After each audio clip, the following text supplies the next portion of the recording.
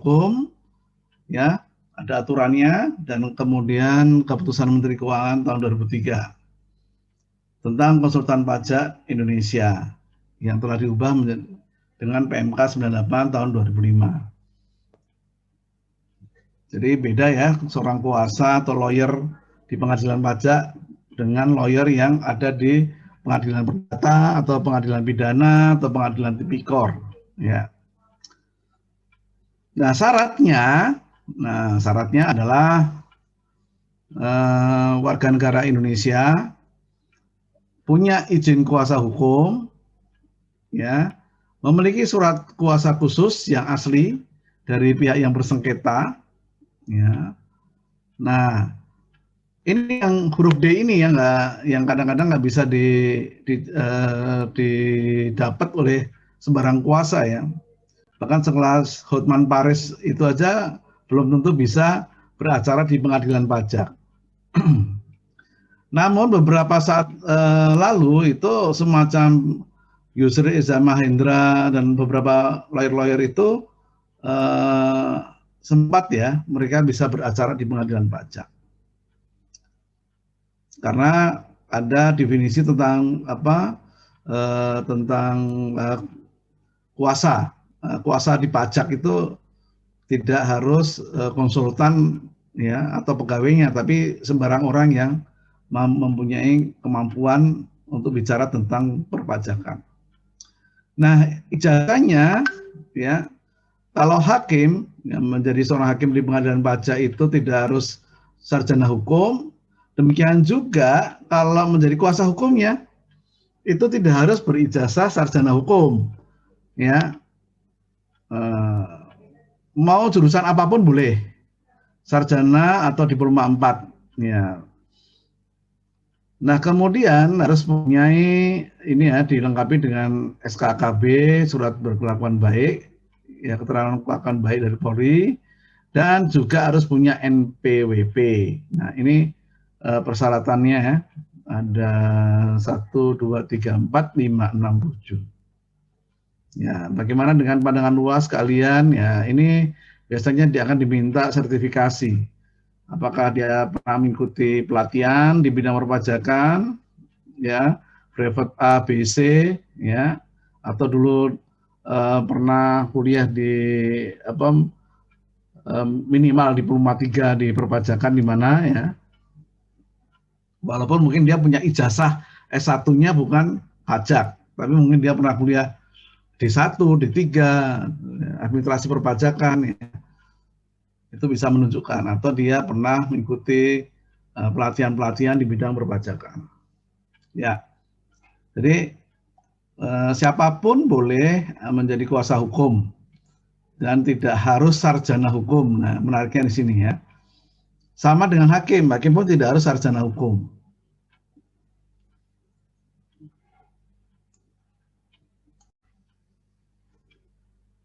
Kemudian yang dimaksud memiliki pandangan luas kalian tentang peraturan perundang-undangan, ya tadi udah saya sampaikan, fotokopi ijazah sertifikasi brevet, ya, atau surat izin konsultan pajak yang telah dilegalisir, nah, otomatis ya, karena menjadi seorang konsultan pajak itu juga harus sudah punya kemampuan ya di bidang perpajakan, atau tadi udah saya bilang ya, sertifikasi diploma 3, kepabeanan, cukai, akuntansi, atau yang dipersamakan dari lembaga yang terakreditasi yang telah dilegalisir. Ya. Kemudian masa berlaku. Ya, masa berlaku dari kalau seseorang memperoleh izin kuasa hukum untuk beracara di pengadilan pajak, izin yang diberikan oleh ketua pengadilan pajak itu tidak sepanjang masa ya, dia berlaku hanya 12 bulan sejak tanggal ditetapkan. Nanti kalau habis dia bisa mengajukan lagi, minta izin lagi kepada ketua pengadilan pajak.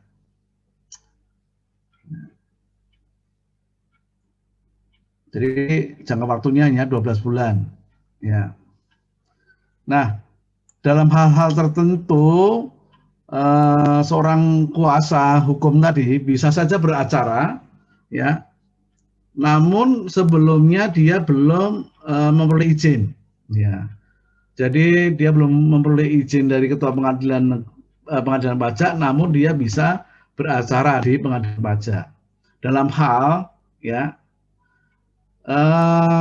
ternyata dia mendampingi atau mewakili pemohon banding atau menggugat ya yang masih keluarga sedarah semenda sampai dengan derajat kedua.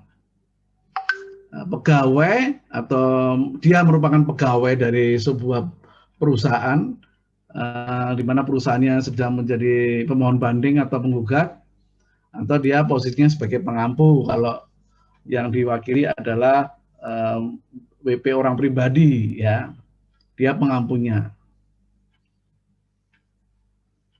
Itu satu ya. Yang kedua, manakala dia baru pertama kali mendampingi atau mewakili pemohon banding. Kadang-kadang kan belum sempat meminta izin, tapi tiba-tiba sudah ada undangan untuk harus mengikuti sidang pengadilan pajak, dan dia sudah memperoleh surat kuasa khusus dari wajib pajak, namun belum sempat mengajukan izin. Nah, kalau yang baru pertama kali, misalnya sidang pertama, nah itu dimaklumi kalau dia belum memperoleh izin. Namun untuk sidang berikutnya harus memperoleh izin dulu dari ketua pengadilan pajak. Nah, ini dua kondisi ya yang bisa saja seorang kuasa hukum belum mempunyai izin dari ketua pengadilan pajak. Kalau yang pertama ini ya selama menjadi kuasa hukum di pengadilan pajak ya dia nggak perlu izin selama dia bisa membuktikan masih mempunyai mempunyai hubungan sebagai keluarga sedarah semenda sampai derajat kedua sebagai pegawainya atau pengampunya ya.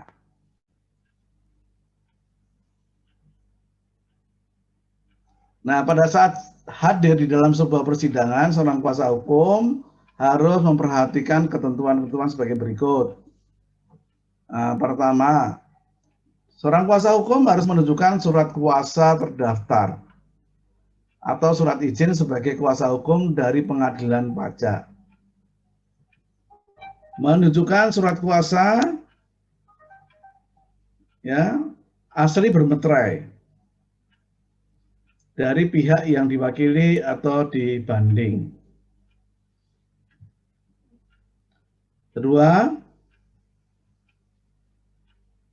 surat persetujuan dari ketua pengadilan pajak untuk menjadi kuasa hukum yang diberikan ya dalam jangka waktu 7 hari sejak persyaratan izin kuasa hukum lengkap diterima di sekretariat pengadilan pajak.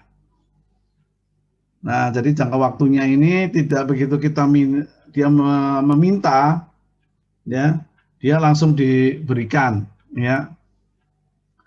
Namun harus ada jangka waktunya dulu, kira-kira 7 hari ya, sejak persyaratan izin kuasa hukum lengkap diterima di sekretariat pengadilan pajak. Kemudian ketentuan ketiga, pihak-pihak yang bersengketa masing-masing didampingi atau diwakili oleh satu atau lebih. Nah, jumlah kuasa hukum yang bisa mendampingi di dalam sebuah persidangan di pengadilan pajak, ya, itu tidak terbatas. Satu atau lebih. Kalau mau 100 ya dipersilahkan, ya. Mau 400 kalau mampu membayar kuasa hukumnya silakan, ya.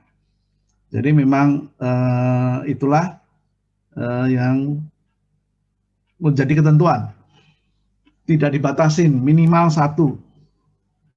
Ya. Kemudian keempat, kuasa hukum dapat memberi kuasa untuk mewakilinya dalam suatu persidangan hanya kepada kuasa hukum lainnya. Kuasa hukum dapat memberi kuasa untuk mewakili dalam suatu persidangan hanya kepada kuasa hukum lainnya. Jadi dia bisa menunjuk lagi, seorang kuasa hukum tadi menunjuk kuasa hukum lain lah intinya gitu. Ya, intinya itu. Jadi bisa saja menunjuk kuasa hukum yang lain. 5. Surat izin kuasa hukum berlaku di semua majelis pengadilan pajak disertai dengan surat kuasa asli dari pihak yang didampingi atau diwakili. Jadi teman-teman, sifat dari izin tadi, pokoknya izin beracara di pengadilan pajak. Jangka waktunya 12 bulan. Jadi kalau dia mempunyai beberapa klien, misalnya ada 4 atau 5 dan 5 kliennya itu ternyata disidang di tempat yang berbeda, di majelis yang berbeda-beda. Nah, dia bisa, tidak harus satu kasus satu izin, satu kasus satu izin, tidak. Jadi dia bisa beracara untuk 5 kasus sekaligus di majelis persidangan yang berbeda. Nah, oke, ini mengenai kuasa hukum. Silakan kalau ada pertanyaan tentang kuasa hukum.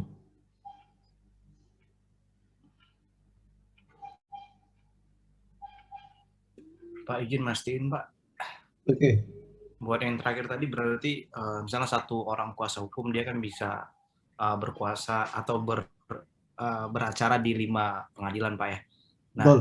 Itu dia kan pasti punya 5 di surat 5 majelis ya Mas, 5 majelis. Nah, dia kan pasti kan 5-5-nya punya surat kuasa dari kliennya, surat kuasa. Betul. Ya. Dari kalau surat izin dari pengadilan cukup Pak? Atau dari 5? Satu aja, satu. Oke, makasih Pak. Satu.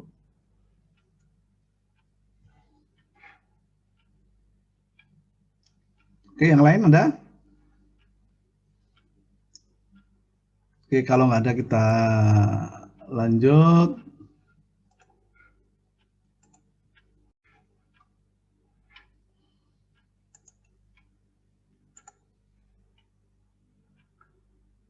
Kita masuk ke persiapan persidangan ya. Ya, jadi setelah persiapan persidangan nanti besok kita akan belajar tentang pembuktian. Nah, itu yang seru nih ya. Sekarang persiapan persidangan dulu ya. Ini diatur di pasal 44 sampai 48 Undang-Undang Pengadilan Pajak. Kemudian di aturan internal DJP itu ada di SE 65 tahun 2012 tentang tata cara penanganan sidang pengading dan gugatan di pengadilan pajak. Ya. Oke, di refresh lagi tentang definisi. Jadi definisi banding adalah upaya hukum yang dapat dilakukan wajib pajak atau penanggung pajak terhadap suatu keputusan yang dapat diajukan banding berdasarkan peraturan perundang-undangan perpajakan yang berlaku. Jadi hanya sementara ini yang bisa diajukan banding adalah surat keputusan keberatan. Ya. Nah, mungkin kalau nanti ada KUP yang terbaru lagi bisa saja hal yang lain. Kemudian gugatan adalah upaya hukum yang dapat dilakukan oleh wajib pajak atau penanggung pajak terhadap pelaksanaan penagihan pajak atau terhadap keputusan yang dapat diajukan gugatan berdasarkan peraturan perundang-undangan perpajakan yang berlaku. Pasal 1 angka 7. Ya. Kemudian nanti ini beberapa dokumen-dokumen ya yang akan diperlukan untuk persiapan persidangan. Pertama adalah surat uraian banding. Surat uraian banding ini adalah surat terbanding. Nah, jadi terbanding itu DJP kepada pengadilan pajak. Sebenarnya bukan DJP ya. Terbanding itu bisa Direktorat Jenderal Pajak, Direktorat Jenderal Bea Cukai, Pemda, ya. Kalau pajak daerah ya Pemda, ya kan. Kalau Bea Cukai ya DJPC ya, Direktorat Jenderal Bea Cukai. Surat terbanding kepada pengadilan pajak yang berisi jawaban atas alasan banding yang diajukan oleh pemohon banding. Nah, jadi kalau ada surat permohonan banding, kemudian dijawab, namanya surat uraian banding oleh pihak terbanding. Nah, kalau di gugatan namanya surat tanggapan. Nah, Surat tanggapan adalah jawaban atas gugatan yang diajukan penggugat. Nah, kemudian ada surat bantahan. Ya, surat bantahan adalah surat dari pemohon banding atau penggugat kepada pengadilan pajak yang berisi bantahan atas surat uraian banding atau surat tanggapan. Ya, jadi surat bantahan itu ya dia akan membantah isi dari surat uraian banding maupun surat tanggapan. Nah, surat-surat ini ya tentunya nanti harus disampaikan ke pengadilan pajak, kemudian oleh pengadilan pajak akan diteruskan kepada para pihak. Surat uraian banding diteruskan kepada pemohon banding, surat tanggapan diteruskan kepada pemohon gugatan, surat bantahan diteruskan kepada yang terbanding atau tergugat. Kemudian kalau ini hanya nice to know aja ya, nice to know kalau apa yang terjadi kalau di Direktorat Jenderal Pajak ya. Nah, di dalam Direktorat Jenderal Pajak mereka akan membuat tim ya, tim sidang banding dan gugatan. Ya. Tim sidang banding atau gugatan. Nah, ini salah satu timnya itu nanti dari pejabat eselon 3 di bidang keberatan dan banding atau di Direktorat Keberatan dan Banding, DKP Direktorat Keberatan dan Banding itu di kantor pusat DJP atau di Kanwil yang menangani sidang banding dan gugatan untuk menyusun tim sidang. Ya. Ya, mereka akan menyusun tim sidangnya siapa yang akan boleh beracara di sidang pengadilan pajak. Tim sidang banding dan gugatan beranggotakan paling sedikit 2 PK, penelaah keberatan. Ya, ini salah satu karir ya, karir kalau Anda di DJP dari pelaksana nanti mempunyai jabatan bisa pertama representatif AR atau kalau yang lebih senior biasanya menjadi PK ya, penelaah keberatan. Atau kalau yang berpingin menjadi pemeriksa bisa masuk menjadi pemeriksa pajak atau menjadi fungsional penyuluh pajak ya. Nah, itu pilihan-pilihan. Nah, kemudian susunan anggota tim sidang dilakukan perubahan paling lama 1 tahun. Ya. Jadi awalan itu mereka pasti akan membentuk tim sidang. Dari satu kasus, teman-teman itu pasti ada yang menangani, tim sidang mana yang akan menangani. Ya. Nah, kadang-kadang tim sidang ini kalau memungkinkan anggotanya bisa dari kantor pusat, Direktorat Keberatan Banding atau ada satu perwakilan dari Kanwil. Tapi kalau di Kanwil itu banyak tugasnya, biasanya diserahkan semuanya di DKP, di kantor pusat.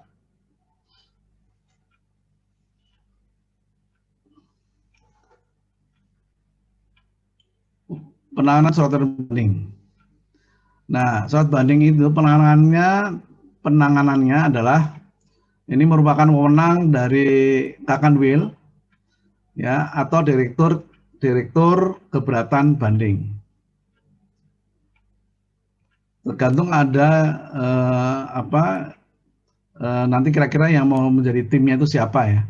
Nah, kemudian konsep uraian banding atau surat tanggapan dibuat oleh bidang, kan bidang itu berarti di Kanwil ya, bidang keberatan banding atau di PKB di kantor wilayah DJP atau unit eselon 3 di Direktorat Keberatan dan Banding. Jadi bisa saja uraian banding itu dibuat timnya di Kanwil atau di kantor pusat, nah gitu aja lah. Surat uraian banding disampaikan ke pengadilan pajak dalam jangka waktu 3 bulan sejak tanggal dikirim permintaan surat uraian banding. Ya. Jadi nanti dari pengadilan pajak itu ya akan menyebutkan ya untuk segera menyiapkan surat uraian banding. Nah, dulu kerjaan saya juga gini, membuat surat uraian banding itu ya. Nah, biasanya yang bekerja itu ya yang dulu yang memproses keberatannya. Ya, memproses keberatannya entah dia mengabulkan sebagian atau menolak, nah atau justru menambah, nanti biasanya yang dapat jatah untuk membuat surat uraian banding. Nah, surat uraian banding itu biasanya isinya ya mirip dengan apa yang menjadi laporan penelitian di keberatannya. Ya, biasanya mirip-mirip saja, hanya semacam resume, ya. Nah, itu disampaikan di dalam surat uraian banding. Misalnya kenapa permohonan ada 3 permohonan. Kenapa yang pertama itu ditolak, kenapa? Yang kedua ditolak, kenapa? Ya, yang ketiga ternyata diterima sebagian, itu kenapa? Itu ada penjelasannya di surat uraian banding. Sehingga nanti wajib pajak yang membaca surat uraian banding itu juga lebih jelas. Oh, persoalannya ini. Ya. Persoalannya ini. Makanya hati-hati pada saat membuat surat uraian banding. Ini bisa saja nanti surat uraian banding ini bisa justru menjadi titik lemah dari tim Direktorat Jenderal Pajak pada saat bersidang di pengadilan pajak. Sidang dimulai sebelum jangka waktu berakhir. Ya. Unit yang menangani persidangan mengirim surat permintaan percepatan penyelesaian surat uraian banding. Ya, surat uraian banding harus disampaikan ke pengadilan pajak dalam jangka waktu 1 bulan sejak surat permintaan percepatan penyelesaian surat uraian banding dikirim oleh unit yang menangani persidangan.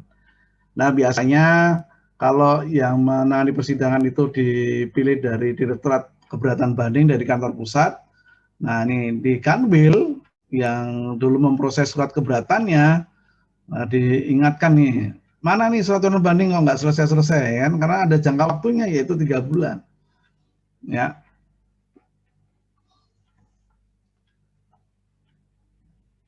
Penanganan surat uraian banding. Surat uraian banding dibuat 2 rangkap, ya, untuk pengadilan pajak dan untuk Direktorat Keberatan dan Banding. Ya, tentunya Direktorat Keberatan Banding yang akan bersidang mereka harus punya salinan dulu ya. Ya. Atau nanti kalau memang yang menangani Kanwil ya Kanwil. Kemudian surat uraian banding dikirim ke pengadilan pajak, dilampiri dengan pertama fotokopi SKP ya, yang menjadi dasar terbitnya surat keputusan keberatan, atau SKP atau SPPT PBB beserta bukti pengirimannya untuk keberatan PBB. Nah, kemudian surat keberatan beserta LPAD-nya. Ya. Jadi ini lembar pengawasan administrasi ya. Jadi surat ini diterima kapan, diproses kapan, ini harus nanti akan dipertanyakan di sidang. Surat keputusan yang diajukan banding beserta bukti pengirimannya. Jadi teman-teman, kenapa ini penting ya surat keberatan beserta ini lembar pengawasan administrasi dan dokumen, itu nanti akan jadi perdebatan di awal nih teman-teman. Jadi kalau sidang pertama itu biasanya tidak akan ngomong isi dari keberatan wajib pajak. Jadi nanti akan dibuktikan dulu apakah surat keberatan yang menjadi sengketa di pengadilan pajak itu memang secara formal memang sudah memenuhi kaidah hukum. Ya. Jangka waktunya kan keberatan harus 12 bulan. Nah, seringkali teman-teman, dari pengalaman saya, seringkali ini kurang teliti. Ya, kalau sekarang karena udah pakai sistem lebih bagus ya, tapi seringkali tetap masih terjadi ya, bahwa yang dianggap sebagai surat keberatan itu misalnya adalah surat keberatan yang perbaikan. Ya. Padahal yang pertama, yang kedua ini surat keberatannya itu hanya melengkapi. Ya. Walaupun surat keberatan yang pertama ini sudah memenuhi persyaratan, terus kemudian dilengkapi. Namun yang dihitung adalah yang oleh DJP, yang dihitung adalah surat kedua. Surat pertama ini sudah memenuhi persyaratan menurut pengadilan. Nah, itu harusnya yang hitung jatuh temponya harus dari surat pertama. Nah, ini seringkali terjadi. Sorry. Ya. Nah, teman saya dulu pernah memproses ya sebuah surat keberatan yang tadi karena ada perubahan tim PK ya, tim pelaku keberatan. Yang awal yang lama itu sudah mutasi pindah ke KPP, dia menggantikan. Namun informasi mengenai surat keberatan yang pertama itu tidak tersampaikan, tidak tercatat dengan baik. Sehingga teman saya tadi memprosesnya berdasarkan surat keberatan yang kedua yang dia pegang. Nah, kemudian oleh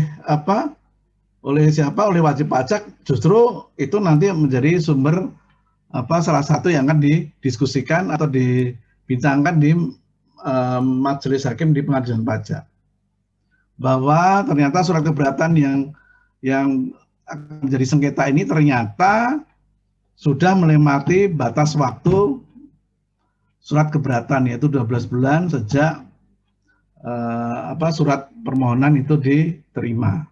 Nah, di situ makanya perlunya LPAD, ya. Terus apakah dulu pernah ada permintaan data dan sebagainya, itu akan dicek, ya. Terus kemudian di LPAD itu juga akan dilihat apakah benar surat keberatannya itu benar dikirim.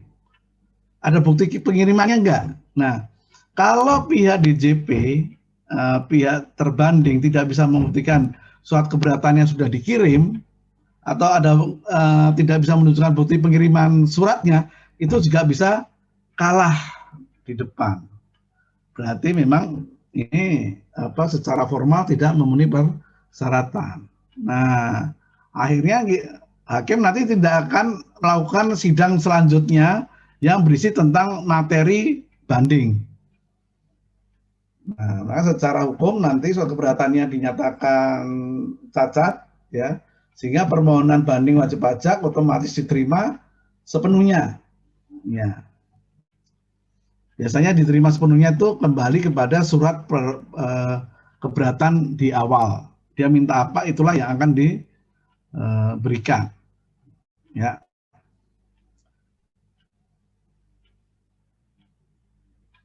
Nah, ini surat putusan ditujukan banding beserta bukti pengirimannya, kan, nomor 3 ini penting sekali, ya. Karena ini menjadi biasanya sumber malapetaka nih kalau nggak punya bukti pengiriman. Ingat yang saya sampaikan bahwa sifat dari undang-undang perpajakan ini sifatnya yang kita bahas ini masih sifatnya administrasi perpajakan. Jadi tunduk kepada hukum administrasi. Hukum administrasi itu ciri khasnya adalah semua serba tertulis. Ya, tidak bisa hanya ngomong, "Oh Pak, ini udah saya kirim." Nggak bisa. Mana bukti pengirimannya? Nah,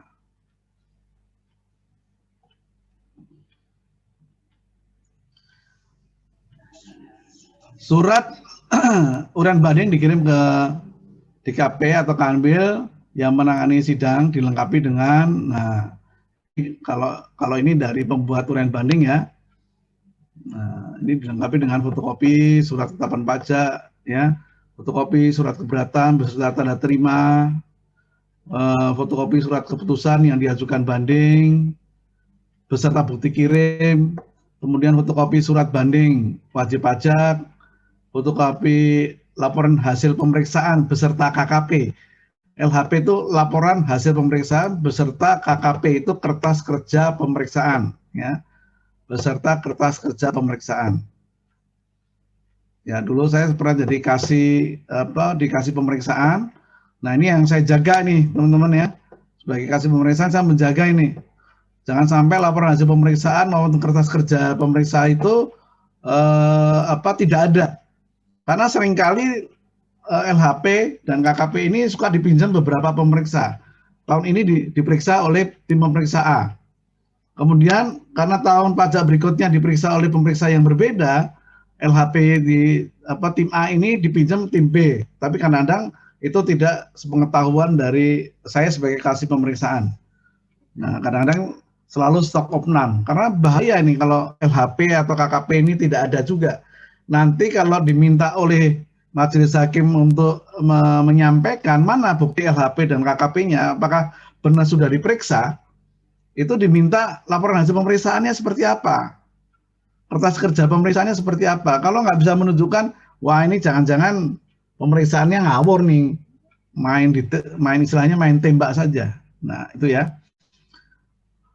Pentingnya LHP beserta KKP ya. Kemudian fotokopi laporan penelitian keberatan dan kertas kerja penelitian keberatan atau laporan penelitian lainnya atas objek yang diajukan gugatan. Ya. Kemudian biasanya juga akan dibuat matriks sengketa ya, di dalam surat uraian banding itu juga akan dibuatkan matriks sengketa. Jadi misalnya yang menjadi yang akan diajukan banding itu 3 pos atau 5 pos ya. Pos pertama apa, kedua apa, ketiga apa, keempat apa, kelima apa. Kemudian pertama menurut wajib pajak apa, kemudian menurut tim peneliti keberatan apa.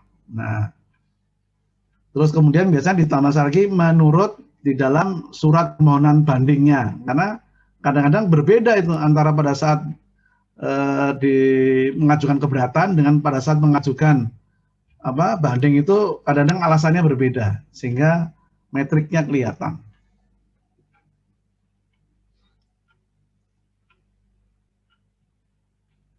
Dan tentunya daftar checklist berkas yang dikirimkan. Nah, biar semuanya lengkap harus ada checklistnya. Ya. Izin bertanya, Pak. Boleh. Tunggu, kok nggak suaranya? Oke, silakan. Iya, Pak. Itu tadi Pak, ini Pak bertanya tentang yang ini Pak, DKB Pak. Cuma tadi mau nanyain sebelum itu Pak, cuman agak ragu mau motong Pak. Ini kan bagian, ya Pak, kan untuk DKB kan menerima surat dan hasil keberatan kan dari Kanwil kan Pak? Ya. Apa hasil penelitian keberatannya Pak? Nah dari pihak DKB-nya sendiri boleh nggak melakukan perubahan akan isinya? Misalnya dari pemeriksa di bagian KPP-nya mengatakan pakai, kan sering tuh Pak, mereka hanya memakai misalnya bukan pasal yang dipakai tapi cuman ini lupa pula namanya, nota dinas ya, nota dinas apa Pak, pokoknya memakai yang cabang yang lebih kecilnya Pak, bukan pasal secara utamanya Pak. Terus misalnya dari DKB mengubah nih Pak biar argumentasinya lebih kuat, hal itu diperbolehkan atau tidak Pak? Boleh. Jadi yang dirubah oleh tim DKB itu nanti adalah pendapat pokoknya pendapat dari pajak. Jadi biasanya kan ada pendapat dari pada saat keberatan kan ada. Tim peneliti keberatan itu apa? Pendapatnya apa? Nah, kemudian ada makanya di metrik itu ya teman-teman, di metrik itu nanti akan kelihatan. Juga nanti ada termasuk pendapat dari di dalam uraian banding terhadap permohonan banding. Bisa saja itu nanti ada tambahan alasan, tambahan alasan. Karena apa? Karena dari sisi wajib pajak juga pada saat dia keberatan dengan pada saat dia banding alasannya bisa berbeda. Nah itu ya, alasannya bisa berbeda. Makanya oleh tim nanti di DKB di kantor pusat Direktorat Keberatan dan Banding, alasannya untuk nanti di persidangan juga bisa saja berbeda. Namun demikian harus berdasarkan fakta-fakta yang ada, nggak bisa terus ngarang lagi faktanya. Harus berdasarkan fakta-fakta dari laporan hasil pemeriksaan, dari kertas pemeriksaan, atau mungkin dia melengkapi dari segi aturan. Nah, misalnya seperti itu. Ya. Baik, Pak. Berarti diperbolehkan selama tidak menyangkut dengan materialnya itu sendiri ya, Pak? Ya, iya, maksudnya gini, misalnya biasanya penguatan alasan, ya penguatan alasannya. Biasanya kalau di keberatan misalnya, ya kadang-kadang kan kalau ini sudah males nih, peneliti keberatannya PK-nya di Kanwil, alasannya yang normatif aja. Wajib pajak tidak bisa memberikan dokumen-dokumen yang diminta misalnya. Nah, itu nanti oleh tim DKB akan dijelaskan dokumen apa yang diminta. Dan apa sih pentingnya dokumen tadi? Nah, itu dielaborasi, diperkaya alasannya. Kenapa ini akhirnya pihak pajak tidak bisa memberikan? Karena dokumen yang diminta itu penting. Alasannya apa? Untuk memperkuat argumentasi mengenai biaya bunga misalnya. Untuk memperkuat argumentasi memperkuat bahwa pajak bisa meyakini biaya HPP. Nah, itu tambahan-tambahan biasanya bisa diberikan oleh Direktorat di Keberatan dan Banding. Kalau saya dulu, karena saya yang dulu zaman saya itu langsung kita sendiri yang bikin, ya udah kita aja udah. Toh yang penting nanti biasanya juga akan di mana? Di persidangan itu juga akan diperkaya lagi alasan-alasannya. Nah, kalau sekarang kan lebih bagus ya, secara administrasi lebih bagus, penanganan juga lebih bagus ya. Tadi benar-benar diteliti kembali oleh Direktorat Keberatan dan Banding sebelum surat uraian banding itu nanti dikirim ke pengadilan pajak. Baik Pak, terima kasih Pak. Oke. Oke, pertanyaan yang lain silakan. Ambil saya membuat ini dulu. Ini lembar untuk apa? Untuk laporan pembelajaran.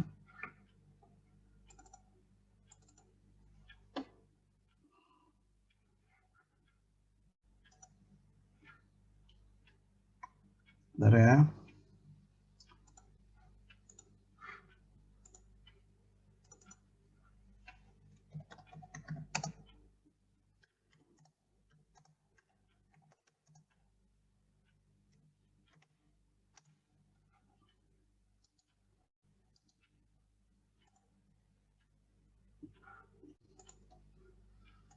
Silakan kalau ada pertanyaan sambil saya ini melengkapi administrasi dulu.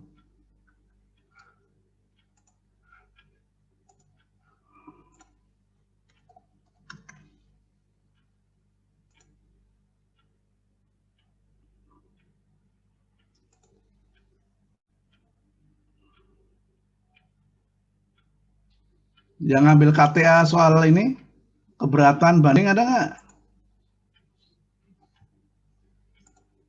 Boleh didiskusikan di sini temuannya apa, boleh biar yang lain juga bisa dapat pembelajaran.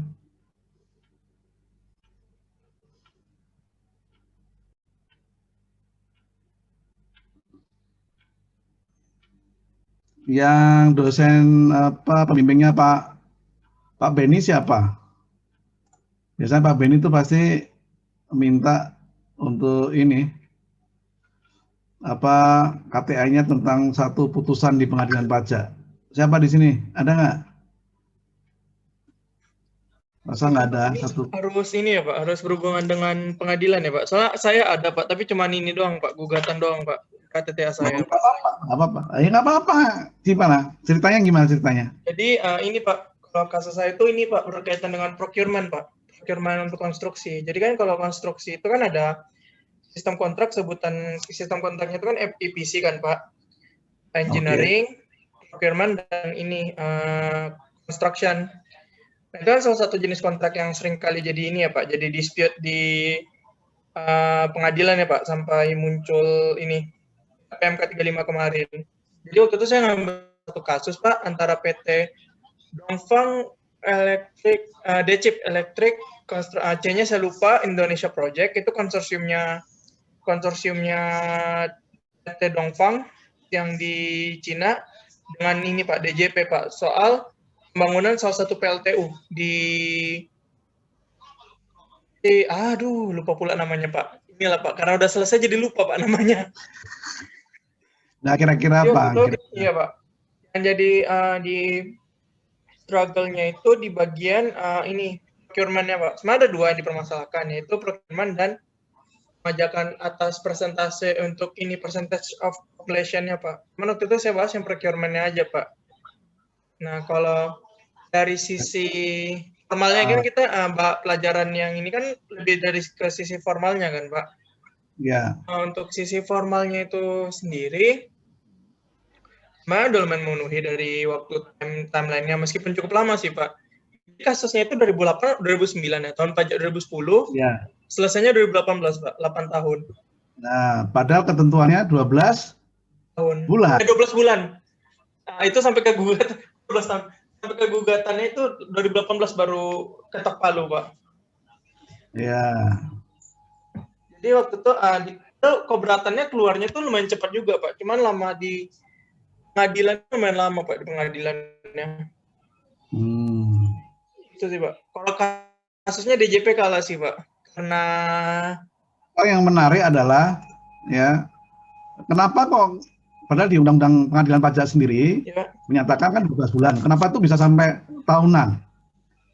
Dan waktu saya baca putusannya itu sendiri, Pak, itu udah diminta perpanjangan ya kalau nggak salah. Enggak, Pak, seingat saya dia agak telat dimulai ininya, Pak, dimulai. Tunggu. Aduh, lupa pula, Pak. Tapi seingat saya memang iya, Pak, lumayan lama. Sempat saya tanyain itu ke dosen pembimbing saya, Pak. Masukin ke KTTA saya, teman saya lupa. Tapi iya, Pak, seingat saya itu ada kaitan dengan ini, Pak, dengan lamanya tuh ada kaitannya terkait dengan ini. Memang kasusnya sendiri tuh lumayan rumit, Pak. Jadi ada berapa kali pemeriksanya minta perpanjangan juga, Pak. Itu sih saya dapatnya. Karena putusan secara fullnya nggak ngejelasin secara detail, Pak. Pemeriksaannya itu bagaimana. Oke, ya. Akan saya jelaskan, teman-teman. Ini menarik nih ya, untuk pembelajaran. Jadi, oke, kita lihat nanti tadi ketentuannya ya, ketentuannya mana tadi? Bentar, sekalian saya cari putusannya Pak yang full. Ada.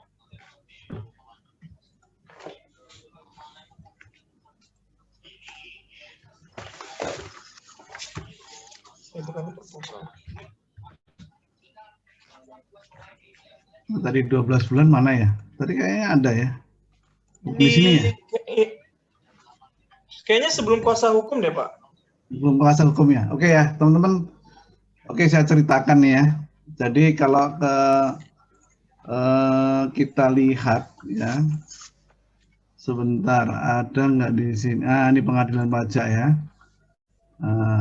Kita lihat di ketentuannya bahwa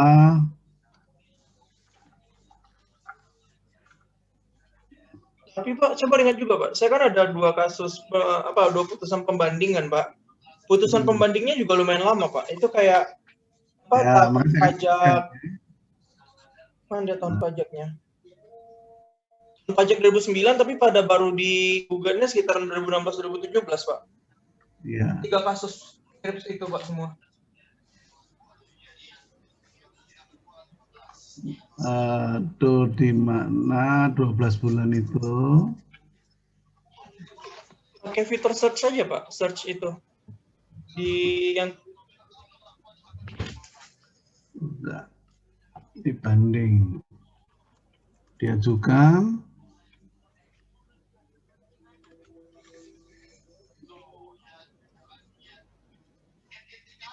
Oh, di bawah nanti ada putusan banding ya.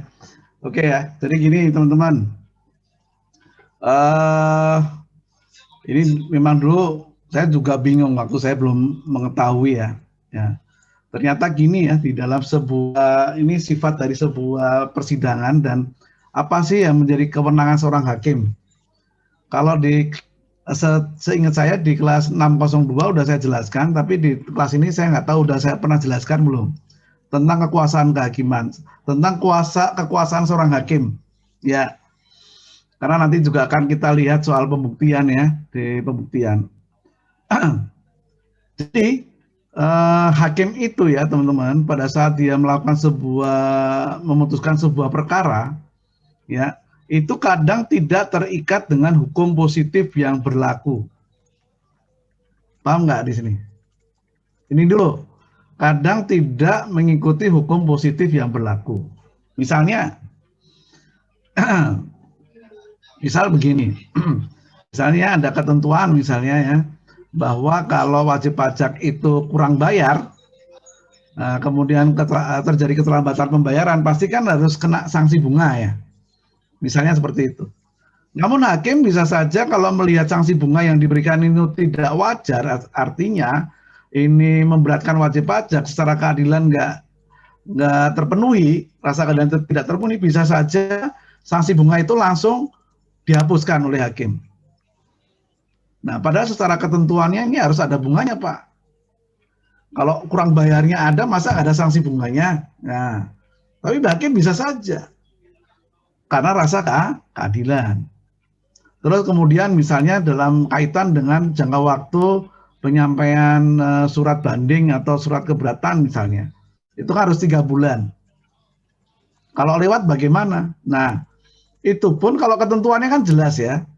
Ya misalnya kalau keberatan itu 3 bulan sejak SKP dikirim, kemudian kalau banding itu 3 bulan sejak SKP diterima, ya SK keberatan diterima.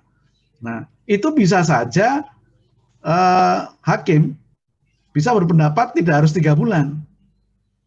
Karena ada rasa keadilan. Misalnya, wajib pajak ini ternyata di remote area, yang komunikasinya susah. Yang kalau mau ke kota aja harus naik perahu misalnya. Tapi di situ ada pabrik, ada usaha. Nah, itu juga bisa saja hakim langsung berpendapat berbeda dengan hukum positif yang ada. Bahkan di dalam suatu undang-undang, kalau menurut dia itu tidak, undang-undang itu tidak istilahnya tidak adil, dia bisa langsung merubah isi dari undang-undang. Itu kewenangan seorang hakim. Nah, soal dia nanti akan diuji oleh di pengadilan peninjauan kembali, itu urusan lain. Pada dia mengambil keputusan bisa saja dia tidak berdasarkan selalu murni dengan hukum positif yang ada. Kalau dia melihat hukum positif itu tidak adil, itu sebenarnya dimungkinkan seorang hakim itu begitu. Bahkan kalau ada suatu perkara yang belum ada hukumnya,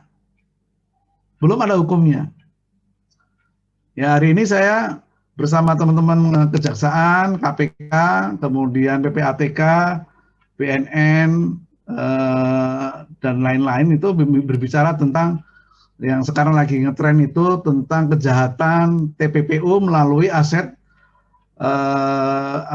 aset kripto, nah Bitcoin dan sebagainya. Sampai detik ini sebenarnya kita belum punya undang-undang mengenai kripto dan Bitcoin.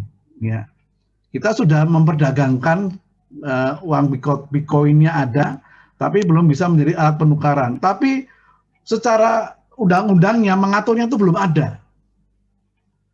Nah, kalau misalnya terjadi sebuah kasus, misalnya entah di pajak, dari sisi pajak, misalnya wajib pajak itu memperoleh penghasilan, kelihatan memperoleh penghasilan karena dia punya keuntungan dari Bitcoin misalnya, ya mungkin tahun lalu Bitcoin itu satu ini harganya 500 juta, tahun ini sudah 800 juta, ya kan? 2 tahun yang lalu masih 50-an juta, sekarang sudah 800 juta, jadi kenaikannya itu luar biasa. Jadi wajib pajak itu bisa saja dapat waktu pernah menjual itu memperoleh penghasilan. Nah, aturan-aturan mengenai Bitcoin sendiri itu belum ada undang-undangnya, ya kan? Apakah ini legal, ilegal? Nah, pada saat itu masuk persidangan, hakim bisa saja karena belum ada undang, hakim bisa mempunyai pemikiran sendiri. Oke, kalau untuk Bitcoin begini, ya cryptocurrency begini, aset virtual begini, belum ada undang-undang, hakim bisa. Nah, misalnya demikian juga dengan apa yang terjadi di Undang-Undang Pengadilan Pajak, nanti ada tuh, ya, yang ketentuan mengenai 12 bulan sebenarnya. Ya. Namun sekali lagi, kenyataannya nggak mungkin 12 bulan itu. Sidang di pengadilan pajak itu tunggakannya banyak sekali. Kasusnya pun macam-macam. Ya, tadi saya bilang kasusnya rumit dan sebagainya, sehingga dari tahun 2008 selesai 2018, bayangin. Nah, itu kan memang membutuhkan waktu gitu. Jadi kalau pengundangan 12 bulan kacau itu. Begitu 12 bulan hakim harus memberikan keputusan, padahal bukti-bukti itu belum bisa meyakinkan hakim. Nah, itu kan akhirnya daripada dia mengambil keputusan yang tidak adil, nah, akhirnya nggak masalah soal 12 bulan itu diabaikan. Nah, banyak ya contoh-contoh ya teman-teman mengenai pengabaian hukum positif oleh hakim. Nah, itulah yang terjadi. Jadi kenapa 12 bulan itu tidak ditaati ya kadang-kadang karena faktor ini ya teman-teman, karena hakim sendiri itu dia bisa mengambil keputusan bahkan belum ada undang-undangnya ataupun sudah ada undang-undangnya, kalau menurut dia keputusan ketentuan dalam undang-undang itu tidak adil, dia bisa mengambil sebuah keputusan yang berbeda dari hukum positif. Ya. Ya mungkin ini bisa memberikan tambahan ya pengetahuan kepada Anda. Jadi memang demikianlah kalau berurusan dengan pengadilan itu semuanya bisa tidak terduga. Ya, tidak bisa dulu kasus yang sama di suatu pengadilan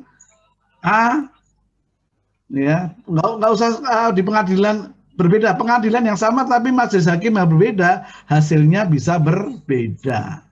Nah, itu karena Indonesia tidak menganut hukum jurisprudensi seperti hukum yang berlaku untuk negara-negara Commonwealth ya, Inggris, Singapura, Malaysia, kemudian Amerika, Australia itu ya, mereka ada jurisprudensi. Jadi kalau kasus yang sama di pengadilan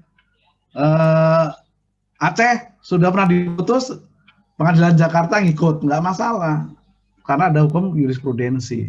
Tapi di Indonesia ya itu nggak ada ya, karena kita ngikut Belanda bukan ikut Inggris. Jadi hakim itu benar-benar diberikan kekuasaan yang seluas-luasnya agar memperoleh keadilan untuk wajib pajaknya. Ya, nah, tambahan ya. Iya Pak. Jadi mau tanya Pak, karena kita tadi kan sempat nyinggung soal itu. Ya. Jadi waktu saya program penelitian KTT baru tahu dapat data ini tingkat kemenangan DJP di pengadilan itu kalau nggak salah saya nggak nyampe 50 ya Pak. Udah nyampe tuh nggak Pak? Nyampe. Belum nyampe Pak. Iya. Masih di bawah 50. 30, 40. Pak? 46 kalau nggak salah saya Pak. Kok gitu pernah baca tapi saya lupa tahun ini apa tahun lalu. Itu kenapa ya Pak? Padahal kan secara aturan kan kita apakah karena ada tabrakan aturan atau ada blunder dari pemeriksaan atau bagaimana tuh Pak? Jadi lumayan rendah juga itu Pak. Ya oke ya. Pernah tanya ini pembimbingmu belum? Kalau ke dosen pembimbing belum sih Pak. Itu dapatnya waktu lagi PKL, tapi nggak dijelasin kenapa Pak. Jadi karena lagi presentasi ke KPP gitu Pak. Jadi saya nggak berani nanya. Oke ya. Jadi gini ya teman-teman, untuk ini pertanyaannya bagus ya. Jadi kalau seseorang bekerja di DJP ya Anda lihat ini ada dua sisi, dari sisi pengadilan dan dari sisi ini aparat pemerintah dulu ya. Dari sisi aparat pemerintah, mereka itu bekerja harus berdasarkan perintah atasan. Berdasarkan, ini filosofinya ya, bekerja berdasarkan perintah atasan. Nah, sebagai pemeriksa pajak misalnya ya, sebagai pemeriksa pajak, dia itu harus mengikuti aturan-aturan apa yang ditulis di aturan yang ditetapkan oleh kepala kantornya, oleh Kakanwilnya, atau oleh Pak Dirjen Pajaknya, ya berdasarkan SE per Dirjen, atau berdasarkan aturan dari Menteri Keuangan, ya, atau dari peraturan pemerintah dari presidennya, dan kemudian juga berdasarkan undang-undang. Nah, ini persoalannya. Seringkali antara undang-undang dan PP itu kadang-kadang berbeda dengan undang-undang. Dia mengatur sesuatu yang harusnya tidak boleh diatur di dalam PP. Kemudian juga PMK juga gitu. PMK kadang-kadang melawan PP-nya, tidak sesuai dengan peraturan pemerintah. PMK, Perdirjen itu juga kadang-kadang tidak sesuai dengan aturan dalam PMK. Jadi sampai pimpinan di paling bawah yaitu kepala kantor. Kadang kepala kantor mengambil kebijakan kita nggak sesuai dengan aturan dari Pak Dirjen. Bisa saja karena kondisi yang berbeda misalnya. Nah, Anda bayangkan yang pemeriksa pajak itu harus mengikuti aturan-aturan yang dibawa dari undang-undang. Nah, sedangkan pengadilan pajak, teman-teman, itu utamanya berdasarkan undang-undang. Utamanya berdasarkan undang-undang. Nah, apa yang disampaikan di dalam undang-undang itulah yang menjadi pijakan para hakim. Jadi jangan nggak heran ya kalau terjadi perbedaan. Nah, pada saat dia mengoreksi pemeriksa pajak itu berdasarkan aturan di bawah undang-undang, berdasarkan PMK, berdasarkan Perdirjen, dia harus mengoreksi. Sudah diberitakan harus mengoreksi kalau biaya ini harus dikoreksi. Sedangkan di undang-undang nggak masalah biaya itu misalnya. Nah, itulah yang terjadi, teman-teman. Ya. Nah, akhirnya karena memang koreksi-koreksi teman-teman pajak itu banyak berdasarkan peraturan di bawah undang-undang, sedangkan di pengadilan pajak yang menguji hanya berdasarkan undang-undang, makanya kalau suatu hasil keberatan yang dia berdasarkan mengambil keputusan berdasarkan aturan di bawah undang-undang berbahaya. Oleh karena itu seringkali kalah. Nah, itu jawabannya ya. Gimana? Sekarang udah tambah wawasan atau enggak nih, teman-teman? Kebayang sih Pak, kenapa jadinya. Bayang ya. Nah, belum lagi soal pembuktian yang nanti akan kita jelaskan nanti di pembuktian. Kemarin kan kita sudah kalian kan sudah belajar pembuktian. Nah, itu bisa dibayangin ya. Bisa dibayangin bahwa yang dilakukan teman-teman pemeriksa pajak itu ya memang rentan untuk nanti dikalahkan di pengadilan pajak. Oke, saya lanjutkan dulu ya. Tinggal sedikit.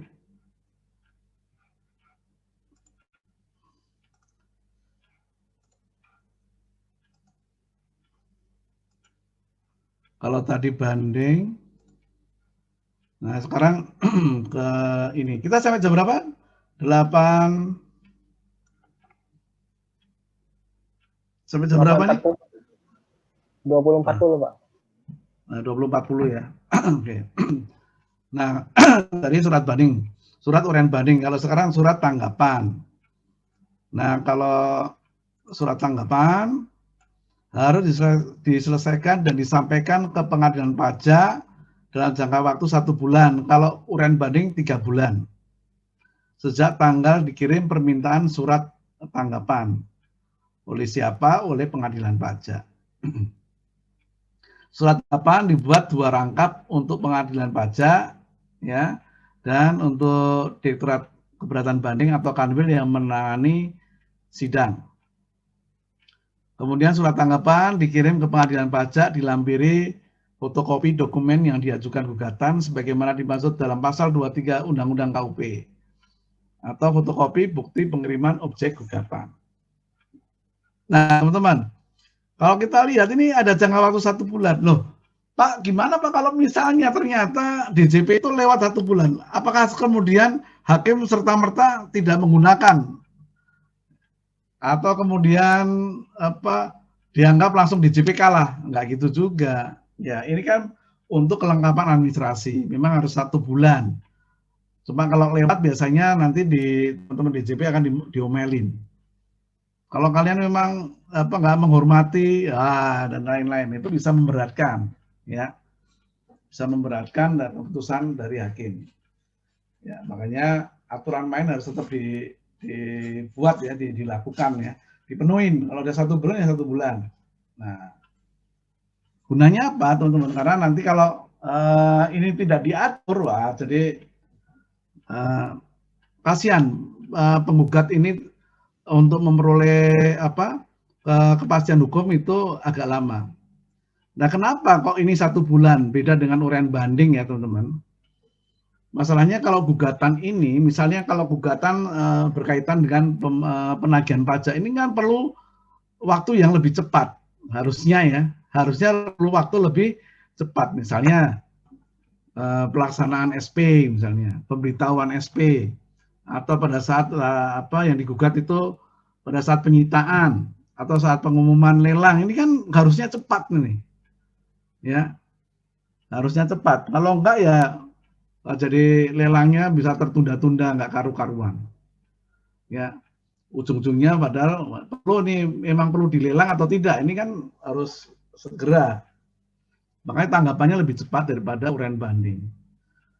Dan biasanya sih gugatan ini biasanya kalau nggak kompleks ya, masalahnya biasanya juga lebih cepat. Biasanya ya. Kalau berkaitan dengan penagihan, ya. Nah, surat tanggapan dibuat rangkap 2, tadi udah ya, surat tanggapan kirim ke pengadilan pajak dilampiri dokumen-dokumen yang diajukan gugatan, kalau misalnya yang diajukan itu memang terutama atas keputusan-keputusan yang di luar dari keputusan keberatan. Nah, di sini bisa kelihatan lagi nih ya, kalau bahwa pengadilan pajak itu mengikuti Undang-Undang KUP. Undang-Undang KUP yang namanya gugatan, ya itu pokoknya di luar keputusan keberatan itu bisa diajukan gugatan. Namun kalau kita lihat dari PP 74 yang bisa diajukan gugatan itu selain yang di luar dari keberatan juga yang di luar dari SK keputusan pembetulan, SK keputusan pengurangan atau penghapusan sanksi, atau SK pengurangan atau pembatalan SKP yang tidak benar, atau STP yang tidak benar, dan lain-lain, SKPKPP. Nah, itu nggak bisa diajukan gugatan. Itu ada di peraturan pemerintah yang nulis presiden. Namun di undang-undang hanya berdasarkan pasal 25, yang di luar keberatan. Nah, itu contoh bahwa pengadilan pajak mengambil dari aturan undang-undang, bukan dari aturan PP. Makanya bisa diajukan gugatan, nah itu ikutin dari yang undang-undang KUP, bukan dari peraturan pemerintah.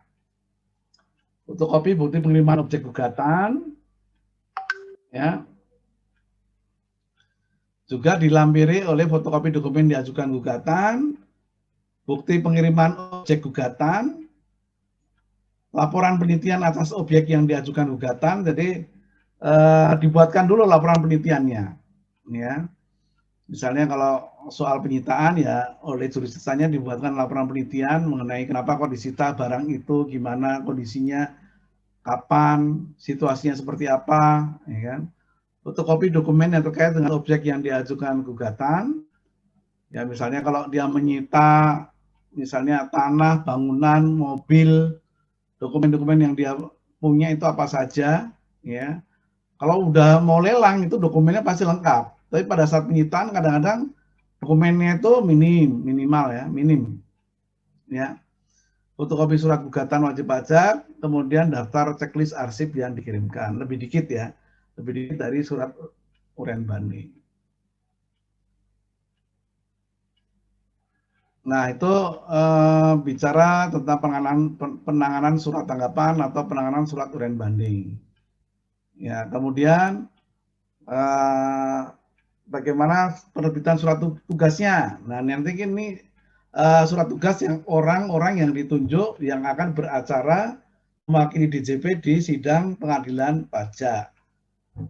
Nah, orang-orang tadi bisa saja dari Direktorat Keberatan Banding Kota Pusat atau dari Kanwil yang bersangkutan yang pada saat dia mengeluarkan SK keberatan atau yang berkaitan dengan gugatan ya. Nah, itu bisa saja cuma cukup dari Kanwil aja, tergantung dari kasusnya. Ya. Tim sidang didampingi pejabat paling rendah setingkat eselon 4. Nah, minimal di dalam tim sidang itu ada 1 pejabat eselon 4-nya. ST diterbitkan paling lama 2 hari kerja sebelum sidang atau uji bukti. Ya. Tapi ini aturan internal ya, aturan internal di JP ini ST harus diterbitkan. Nanti di pengadilan itu cuma nggak akan nanya ini 2 hari kerja sebelumnya nggak, yang penting ada ST-nya nggak kalian di sini. Nah itu pengalaman ya, kalau saya bersidang di pengadilan pajak itu pasti ditanya itu. Oke Pak Bangkit hadir di sini sebagai siapa? Sebagai untuk mewakili terbanding ketua majelis, ya, ketua Bapak Hakim yang terhormat, atau yang mulia Bapak Hakim, ya, yang mulia Hakim, saya datang sebagai perwakilan dari terbanding. Nah, apakah Anda membawa surat tugas? Itu diminta pasti. Oke Pak, ini surat tugasnya. Nah, kalau saya nggak bisa menunjukkan surat tugas, saya bisa diminta keluar. Anda nggak berhak di sini. Ya, Anda nggak berhak. Karena kalau sebagai pegawai negeri kalau dia melakukan sebuah perbuatan ya dia harus ada surat tugasnya. Ya. Dalam hal surat panggilan diterima kurang dari 2 hari kerja sebelum hari persidangan, surat tugas harus diterbitkan paling lama sebelum persidangan dimulai. Yang penting pada saat mau sidang kita sudah bawa surat tugas. Kalau nggak bawa, wah bisa diusir, bisa diusir.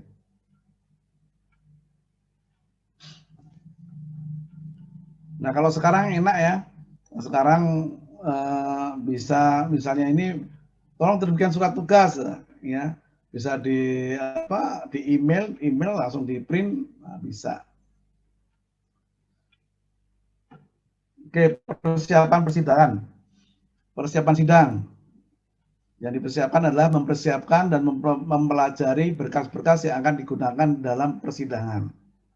Jadi sebagai tim banding ya, tim gugatan ya, itu juga harus mempelajari berkas-berkasnya ya. Wah, kira-kira nanti dari uraian banding atau surat tanggapan dari wajib pajak ini kan ada ya.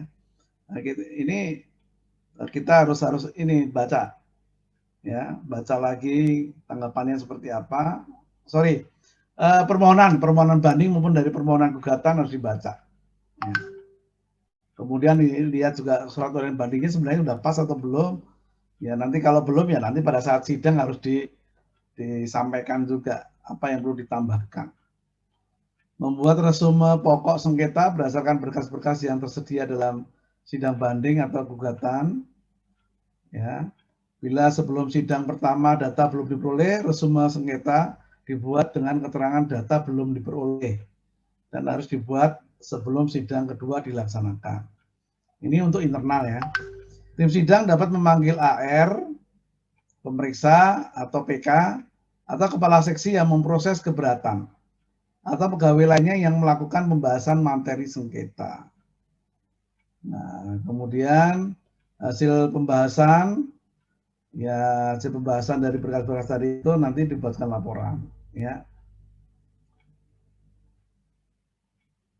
Untuk apa teman-teman pembuatan laporan ini? Kenapa? Karena kadang pada saat di tengah jalan yang jadi wakil di persidangan bisa saja sakit atau bisa saja dia mutasi sehingga diganti oleh tim yang lain. Nah, tim yang menggantikan itu sudah punya laporan hasil pembahasannya dan sebagainya sudah lengkap nih. Jadi tinggal masuk aja.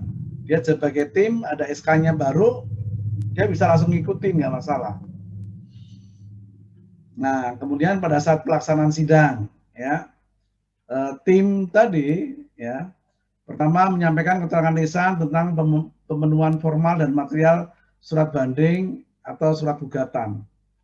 Ya, jadi dari pihak timnya banding dari DJP dia juga akan menjelaskan nih kepada majelis hakim apakah ini ketentuan formal atau material di surat bandingnya wajib pajak nih.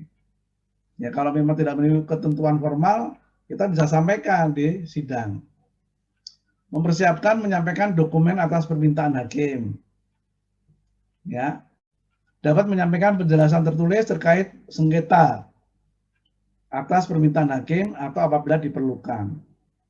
Penjelasan tertulis ditandatangani oleh pejabat eselon 2, atasan tim sidang. Jadi kalau tim sidangnya dari kantor pusat, yang teken direktur di kantor pusat. Tapi kalau tim sidangnya dari Kanwil, yang teken kepala Kanwil.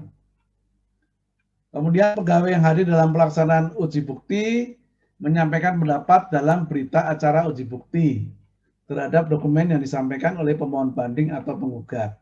Ya, jadi bukti-bukti yang disampaikan itu nanti akan berikan berita acaranya ya. Kayak apa sih buktinya? Ya, apakah invoice, apakah bukti transfer dan sebagainya itu yang disampaikan di dalam sidang itu memenuhi persyaratan enggak sebagai bukti. Ya. Mematuhi tata tertib persidangan otomatis. Kalau nggak memenuhi tata tertib, jangankan kita penonton aja disuruh keluar, apalagi yang bersidang. Kalau kita tidak memenuhi, misalnya pada saat memanggil majelis hakim aja, ya kita harus pakai yang mulia majelis hakim, yang mulia ketua majelis hakim, ya. Yang mulia Bapak Hakim A, itu depannya kita ngomong itu harus pakai yang mulia. Nanti kalau nggak pakai yang mulia bisa ditegur ya. Walaupun nggak semua hakim itu mempermasalahkan itu. Ya, ada juga hakim yang mempermasalahkan. Bukan apa-apa, itu memang untuk menjaga marwah majelis hakim ya, marwah pengadilan pajak. Laporan sidang dibuat paling lama 10 hari sejak sidang dilaksanakan. Dalam hal jangka waktu melewati sidang berikutnya, laporan sidang dibuat 2 hari kerja sebelum sidang berikutnya. Nah, dapat meminta data, informasi, penjelasan kepada pihak-pihak terkait. Nah, kalau udah tim sidang, dia bisa nanti tiba-tiba manggil AR-nya, bisa tiba-tiba minta data ke Direktorat Informasi, tiba-tiba minta data ke KPP dan lain-lain ya, dia bisa. Nah kemudian pengarsipan ya, setelah selesai semuanya satu tim sidang membuat arsip paling lama 1 bulan setelah sidang dinyatakan dinyatakan cukup ya. Pas selesai. Oke, ada pertanyaan teman-teman berkaitan dengan tugasnya tim banding atau gugatan? Nah, ini udah persiapan sidangnya sudah. Ada? Kalau tidak ada, ya kita cukupkan sekian aja. Dan besok minggu depan kita akan masuk lagi lebih cepat lagi ke masalah pembuktian. Ya. Nah, di sana nanti kita bisa diskusinya lebih cair saya rasa ya, soal pembuktian, soalnya itu hal yang penting itu. Gimana? Ada pertanyaan? Ada bayangan nggak teman-teman ya? Saya kira bisa lah, mudah dipahami itu ya.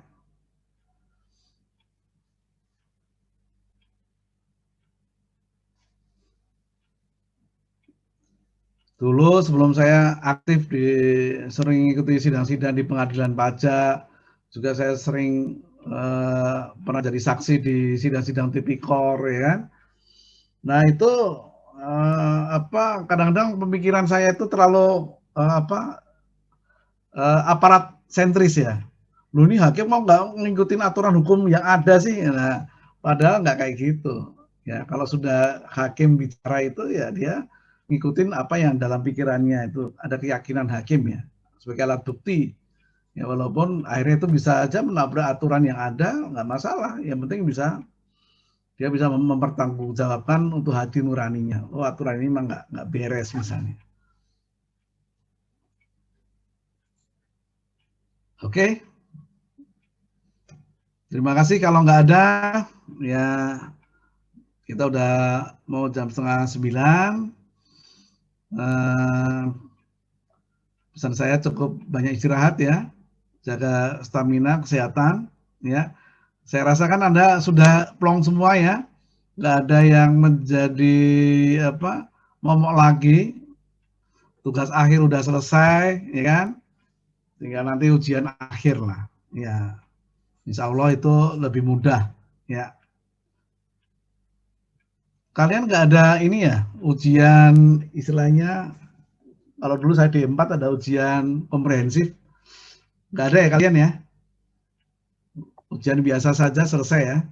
Kemarin sih kita diskusi ya, dosen-dosen yang skripsi apa KTTA Anda itu ada usulan mungkin apa ke depan bisa juga ada semacam yudisium. Jadi kelulusan seseorang itu nanti ditentukan oleh jadi ujian skripsinya atau ujian KTTA-nya itu ada gitu loh. Kalau sekarang kan Anda tulis kemudian kita langsung kasih nilai ya. Nah, nanti mungkin ya ini yang susahnya adik kelas Anda ya, biasalah yang jadi korban adik kelas itu lebih kepada sidang yudisium. Jadi selain menguji skripsinya atau karya tulis Anda, karya tulis mahasiswa juga pemahaman. Nah, di situ. Karena ada istilahnya tanggung jawab moral ya. Tanggung jawab moral untuk bisa meluluskan seseorang itu dengan membawa sebuah istilahnya apa ya, apa namanya kalau ini misalnya gelar, ya. Kalau Anda kan dapat gelar ya AMPD atau apa gitu ya. Nah itu kok AMPD sih? Apa kalian nanti dapat gelarnya apa? Lupa saya. Apa namanya, AMD Mas Arif? APG. Apa? AMD APG kalau nggak salah. Iya, AMD APG ya. Nah itu kan gelar ini ya profesi juga. Itu benar-benar bisa dipertanggungjawabkan. Baik, terima kasih atas kebersamaannya. Semoga kita selalu dalam lindungan Allah Subhanahu Wa Taala, sehat terus sampai usai pandemi. Saya akhiri, wabillahi taufiq wal hidayah. Wassalamualaikum warahmatullahi wabarakatuh. Selamat malam, salam sejahtera untuk kita semua. Om Santi Santi Santi Om. See you. Waalaikumsalam warahmatullahi wabarakatuh. Terima kasih, Pak. Terima kasih banyak, Pak. Sama-sama.